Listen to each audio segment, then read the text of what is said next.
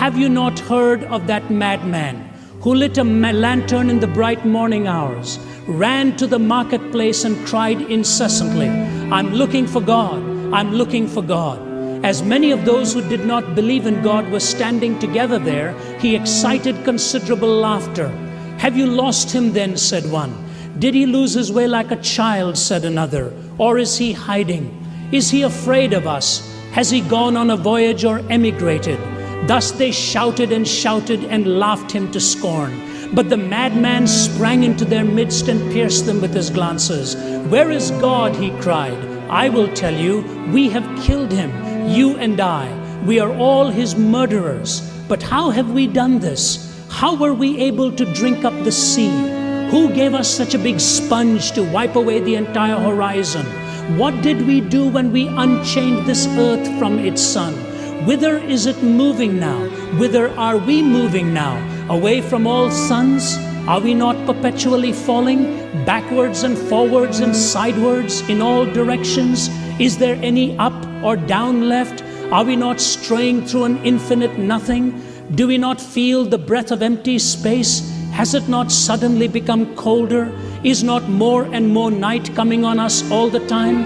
Must not lanterns now have to be lit in the morning? Do we not hear anything yet of the noise of the grave diggers who are burying God? Do we not smell anything yet of God's decomposition? God's decomposed too, you know, and God is dead, and he remains dead, and we have killed him. How shall we, the murderer of all murderers, now compose ourselves? Because that which was the holiest and mightiest of all that the world has yet possessed has bled to death under our knives. Who will wipe this blood from us? With what water can we purify ourselves? What festivals of atonement, what sacred games will we need to invent? Is not this the greatest of deeds too great for us? Must not we ourselves now have to become God simply to seem worthy of what we've done? There has never been a greater deed, you know, and whoever shall be born after us because of this deed will be part of a higher history than all history hitherto.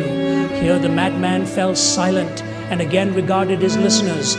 They too were silent, and they stared at him in astonishment. At last he threw his lantern to the ground, and it broke and went out. "I come too early, maybe. My time has not yet come." This tremendous event is still on its way, still traveling, and has not yet reached the ears of men. This deed is still more distant from them than the distant stars, and yet they have done it themselves. It has been related further that on the same day that the madman entered diverse churches and there sang a requiem aeternam Deo, led out and quieted, he is said to have retorted each time, "What are these churches now if they are not the tombs and sepulchres of a dead God? God is dead, we have killed him." Nietzsche was speaking philosophically, of course, that philosophically God could no longer survive the metaphysician's blade, and that the 20th century was going to be a century that came on the heels of an atheistic worldview. But Nietzsche made a very interesting point.